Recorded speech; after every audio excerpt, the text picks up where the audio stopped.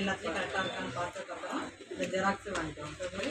Bank passport Aadhaar card 3 வாங்கியிருக்கோம். பிறந்த தேதி ஊர் எல்லாம் கரெக்டாக அடிச்சுட்டு வந்துருக்காங்கன்னு பார்க்குறோம். இது ஆன்லைனில் இதுபடி எல்லாம் குறிப்படி இருக்கான்னு இங்கே ஒரு நம்ம செக் பண்ணதுக்கப்புறம் ஃபோட்டோ எடுக்கிறோம். பிறந்த குழந்தை கூட இருக்கணும்.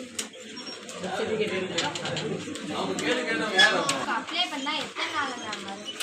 10லேருந்து 15 நாளில் வரும். 2 நாளில் போலீஸ் என்கொயரி வரும். 10 வந்துடும். போஸ்ட்மேன் மூலமாக கொடுத்துருவாங்க. தொலைஞ்சு போச்சு அப்படி இல்லைன்னா அது சேதம் அடைஞ்சிருச்சு அப்படின்னா இன்னொரு டூப்ளிகேட் பாஸ்போர்ட் விண்ணப்பிக்கலாம். என்ன பண்ணலாம்? பாஸ்போர்ட் ஏற்கனவே எடுத்த பாஸ்போர்ட் வேலிடிட்டி இருந்துச்சு அப்படின்னா 3000 பணம் கட்டணும். முடிஞ்சிருச்சு அப்படின்னா 1000 கட்டி அதுவும் போஸ்ட் ஆஃபீஸும் ஒன்றுதான். எல்லா நாட்டுக்கும் அதுக்கு படித்த பாஸ்போர்ட் அமெரிக்காலாம் போனால் படித்த பாஸ்போர்ட் தான் போகணும்.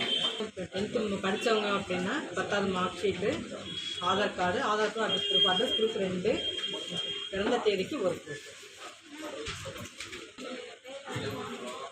உங்கள் பேரண்ட்ஸுக்கு தனியாக பாஸ்போர்ட் வேணும். குழந்தைக்கு பர்த் சர்டிஃபிகேட் வச்சு குழந்தைக்கு தனியாக பாஸ்போர்ட் வேணும்.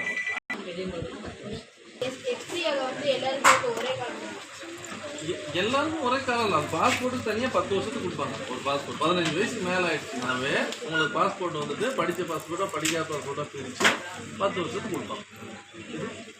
இங்கே பிறந்ததுன்னா பாஸ்போர்ட்லாம் நாங்கள் விட மாட்டாங்க. அப்பா அம்மா மட்டும் விட்ருவா, குழந்தை எடுத்துட்டு போயிருங்க. அப்புறம் எல்லாருக்கும் பாஸ்போர்ட் தான் வெளியே போக முடியும். எதுக்கு போகணும்? பாஸ்போர்ட் எடுத்துட்டு போகிறதே வெளிநாட்டுக்கு தான். இந்தியாவுக்குள்ளே போகிறதுக்கு இப்போ இங்கே ஆந்திரா போகிறதுக்கு பாஸ்போர்ட் வேணுமா? அப்படி கிடையாது. இந்தியாவுக்குள்ளே இங்கேருந்து காஷ்மீர் போகணுன்னா பாஸ்போர்ட் வேணுமா? கிடையாது. எல்லாம் நம்ம எல்லாம் ஒரு நாடு. இந்தியா விட்டு வெளியே போகணும். அப்படி போனால் தான் பாஸ்போர்ட் தேவை. இந்தியாவுக்குள்ளே பாஸ்போர்ட் தேவை. அந்த டாக்குமெண்ட்டை மற்ற கார்டு மாதிரி தூக்கி போட்டுற முடியாது. எங்கேயுமே பத்திரமா வச்சுக்கணும். கடைசி வரைக்கும் அதுதான் சொல்லுவோம்.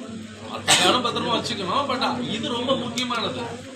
இது குடியுரிமை வாங்கிட்டீங்கன்றதுக்கு அடையாளம். இது பாஸ்போர்ட். மற்றதெல்லாம் குடியுரிமைக்கான டாக்குமெண்ட் கிடையாது.